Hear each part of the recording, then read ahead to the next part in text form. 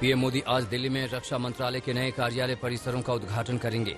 वो Africa Avenue में नए रक्षा मंत्रालय के कार्यालय परिसर का उद्घाटन करेंगे, जिससे फिलहाल हटमेंट में चल रहे दफ्तरों को यहां से हटाकर नए परिसर में ले जाने का काम शुरू हो पाएगा। 3 एकड़ के कुल क्षेत्र में फैले 2 बहुमंजिला परिसरों में 9.6 लाख वर्ग फुट जगह है। कार्यालयों के हस्तांतरण से सेंट्रल विस्टा के विकास के लिए 50 एकड़ भूमि मुक्त हो जाएगी।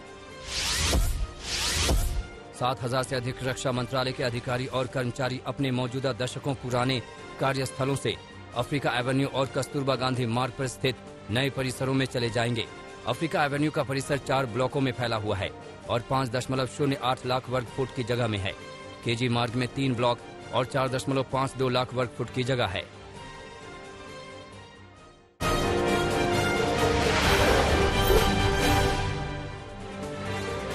आज गुजरात में नए मंत्रिमंडल का शपथ ग्रहण समारोह हो सकता है।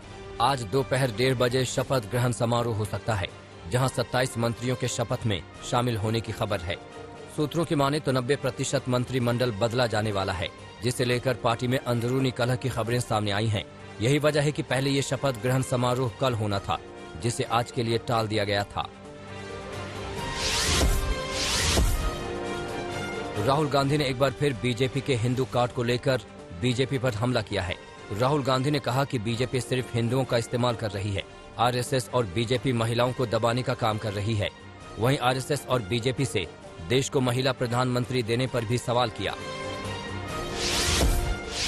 ये झूठे हिंदू हैं, ये हिंदू धर्म का प्रयोग करते हैं, ये धर्म की दलाली करते हैं, मगर ये हिंदू नहीं है। देश के अलग अलग इलाकों में नए कृषि कानूनों को लेकर विरोध झेल रही बीजेपी सरकार अब यूपी में विधानसभा चुनाव से पहले किसानों को साधने में जुट गई है। आने वाली 18 सितंबर को यूपी बीजेपी किसान सम्मेलन आयोजित करने का फैसला किया है। किसान कल्याण सम्मेलन नाम से आयोजित सम्मेलन में मुख्यमंत्री योगी आदित्यनाथ, यूपी प्रभारी राधा मोहन सिंह, प्रदेश अध्यक्ष स्वतंत्र देव सिंह शामिल होंगे। लखनऊ के आशियाना में स्मृति उपवन पार्क में आयोजित सम्मेलन में प्रदेश के सभी विधानसभाओं से किसानों को बुलाया जाएगा। इसमें उन किसान यूनियन के प्रतिनिधियों को भी बुलाया गया है, जिन्होंने किसान आंदोलन के दौरान सरकार का समर्थन किया था। प्रधानमंत्री नरेंद्र मोदी की अध्यक्षता में हुई कैबिनेट बैठक में बड़ा फैसला हुआ है। टेलीकॉम सेक्टर के लिए राहत पैकेज मंजूर हो गया है। साथ ही ऑटो और ऑटो कंपोनेंट सेक्टर के लिए भी PLI स्कीम को मंजूरी मिल गई है। इसके अलावा ड्रोन के लिए भी PLI स्कीम को मंजूरी मिल गई है। GDP में ऑटो क्षेत्र की हिस्सेदारी 12% तक बढ़ाने का लक्ष्य है, जो अभी 7.1% है।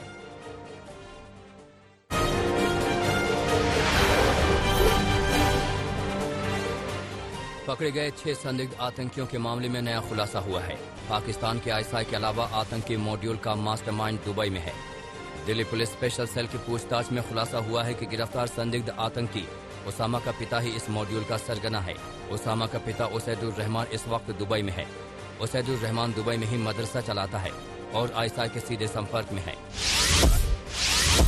ओसामा का चाचा हुमैदुर रहमान भी इस टेरर मॉड्यूल का हिस्सा है। चाचा ने ही गिरफ्तार जीशान को आतंक के रास्ते पर आने के लिए भड़काया और पाकिस्तान ट्रेनिंग लेने के लिए भेजा। चाचा हुमैदुर रहमान प्रयागराज का रहने वाला है। दिल्ली पुलिस स्पेशल सेल और यूपी ATS की छापेमारी में प्रयागराज से ही बड़ी मात्रा में विस्फोटक और IED जब्त की गई थी। टेरर साजिश केस में आज कोर्ट से इजाजत लेने के बाद जब्त की गई IED NSG की टीम को सौंपी जाएगी। दिल्ली पुलिस स्पेशल सेल और खुफिया एजेंसियां एक और संदिग्ध की तलाश में जुटी हैं। इसी शख्स ने बंगाली बोलने वाले 15 लोगों को पाकिस्तान ट्रेनिंग लेने के लिए भेजा था। अब ये लोग बंगाल में कहीं छुपे हैं और बड़ा खतरा साबित हो सकते हैं। उधर दिल्ली पुलिस स्पेशल सेल ने 2 संदिग्धों इम्तियाज और मोहम्मद जमील को छोड़ दिया है। इनके खिलाफ कोई सबूत अभी तक की जांच में नहीं मिले।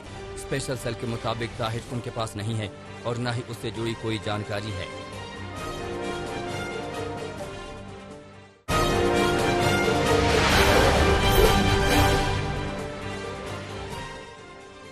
पंजाब में पिछले 40 दिन के अंदर चौथा टेरर मॉड्यूल पकड़े जाने के बाद CM कैप्टन अमरिंदर सिंह ने पूरे प्रदेश में हाई अलर्ट जारी कर दिया है।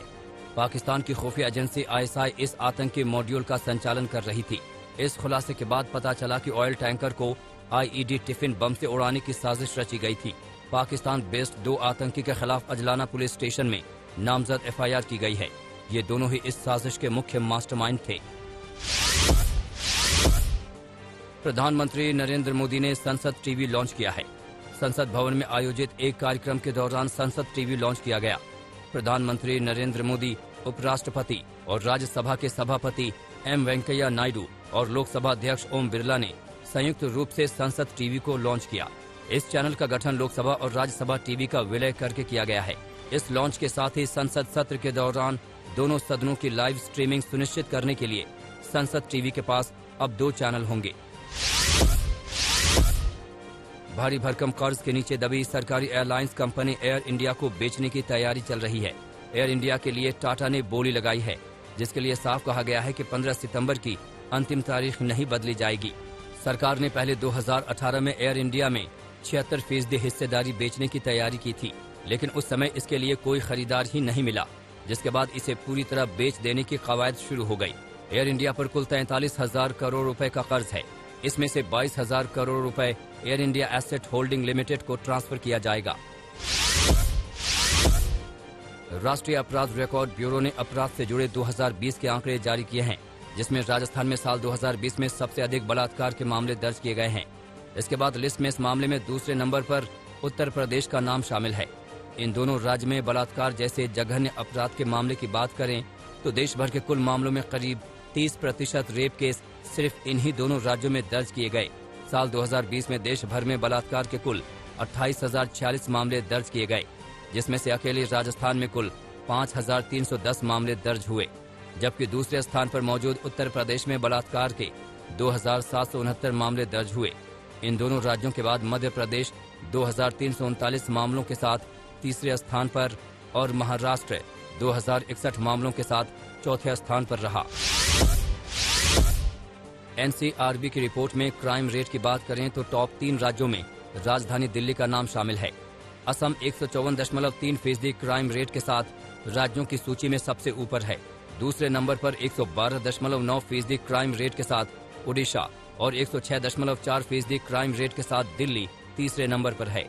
आंकड़ों के अनुसार भारत में 2020 में रोजाना औसतन 80 हत्याएं हुई और कुल 29,193 लोगों का कत्ल किया गया।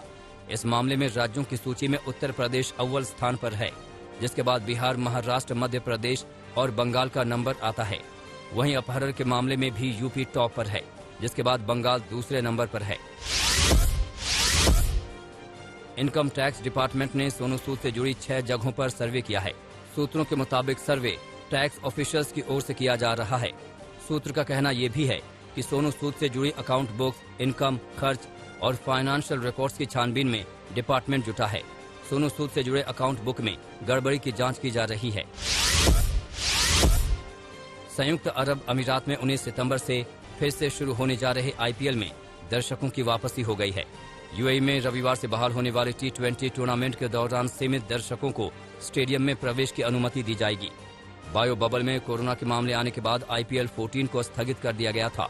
अब टूर्नामेंट के बाकी बचे मैच संयुक्त अरब अमीरात के 3 स्टेडियमों में खेले जाने हैं। ये मुकाबले दर्शकों की मौजूदगी में खेले जाएंगे।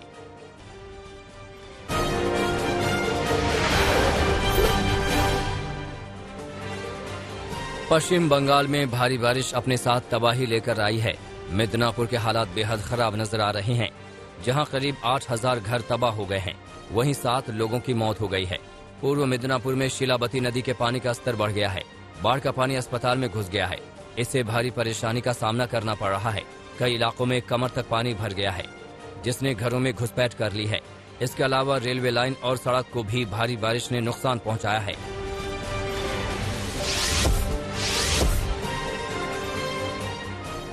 बिहार में बाढ़ की तबाही के बाद अब कटाव की खौफनाक तस्वीरें सामने आने लगी हैं। नदियों के उफान के बाद घटते पानी की वजह से तेजी से कटाव हो रहा है। कई इलाके ऐसे हैं जहां कटाव की वजह से पूरी की पूरी बस्ती गंगा गोद में समा रही है। कटाव की वजह से दर्जनों मकान एक एक कर गंगा की गोद में समा गए। कटाव की तेज धारा में बड़े बड़े पेड़ धराशायी होकर गंगा में बह गए। नदी के इस रौद्र रूप को देख लोग सहमे हुए हैं।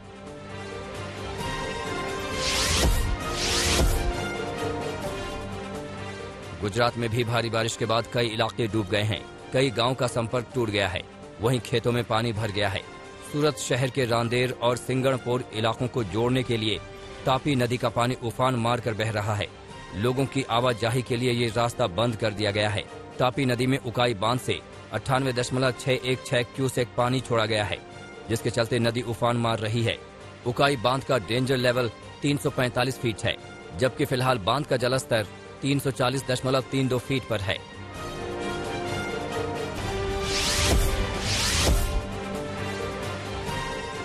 बाढ़ और बारिश ने जामनगर का हुलिया बदल डाला है। अभी भी तमाम इलाकों में घर डूबे हुए हैं। घरों की पहली मंजिल तो पूरी तरह जलमग्न हो चुकी है। जूनागढ़ में हाहाकारी सैलाब से जनजीवन तो अस्त व्यस्त हो ही गया। सबसे बड़ा नुकसान किसानों को हुआ है। मूंगफली, सोयाबीन, कपास और ज्वार की फसलें डूब गई हैं। गुजरात में सैलाब के चलते अब तक 5 लोगों की जान जा चुकी है। 7,565 लोगों को सुरक्षित ठिकानों तक पहुंचाया गया है। जामनगर से 3,966 लोगों को विस्थापित किया गया है। राजकोट से 3,274 लोगों को विस्थापित किया गया है।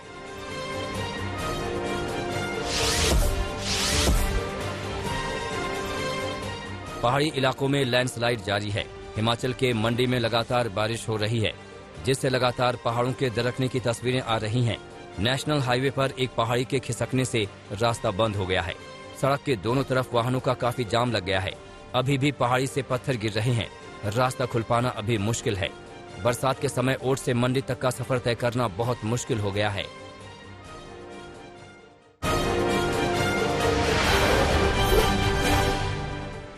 स्पेस एक्स का पहला ऑल सिविलियन क्रू लॉन्च हो चुका है। एलन मस्क की कंपनी स्पेस एक्स का पहला ऑल सिविलियन क्रू अंतरिक्ष की ओर रवाना हो गया है। ये क्रू अंतरिक्ष में 3 दिनों तक रहेगा। इससे पहले सर्व नागरिक मिशन को इंस्पिरेशन 4 नाम दिया गया है, यानी अब सैलानी भी अंतरिक्ष में जा पाएंगे। इस साल फरवरी में स्पेस एक्स ने इंस्पेक्शन 4 नामक चैरिटी संचालित मिशन की घोषणा की थी। इसकी कमान जेरेड इसाक मैन के हाथ में है, जिनके साथ 3 अन्य सहयोगी होली आर्सिनॉक, सियान प्रॉक्टर और क्रिस सेम्ब्रोस की भी शामिल हैं। अयोध्या में राम मंदिर के निर्माण का काम शुरू होने के बाद आज पहली बार मीडिया कवरेज कराएगा श्री राम ट्रस्ट। भूमि समतल करने के बाद लेयर बिछाने का काम लगभग पूरा हो चुका है। आज मीडिया को इसकी जानकारी दी जाएगी। पहली बार राम मंदिर निर्माण की हर प्रगति कैमरे में कैद होगी।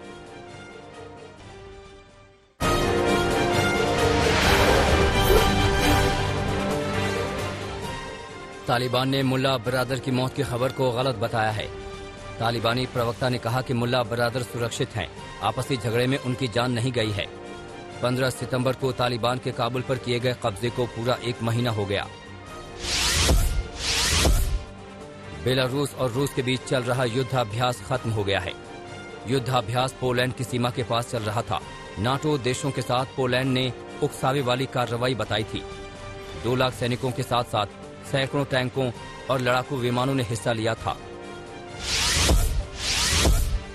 चीन, पाकिस्तान, मंगोलिया और थाईलैंड की सेना ने एक साथ सैन्य अभ्यास किया। चीन के क्वेशान शहर के मिलिट्री अड्डे पर सैन्य अभ्यास किया गया। इन देशों की सेनाएं यूएन की शांति सेना का हिस्सा हैं।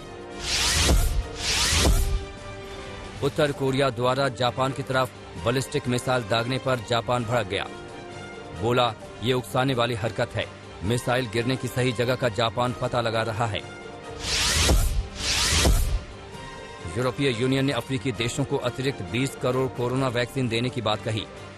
ईयू के अध्यक्ष ने कहा, आने वाले समय में गरीब देशों को 25 करोड़ और वैक्सीन दी जाएगी। अब तक यूरोपीय देशों में यूरोपीय यूनियन 70 करोड़ वैक्सीन बांट चुका है।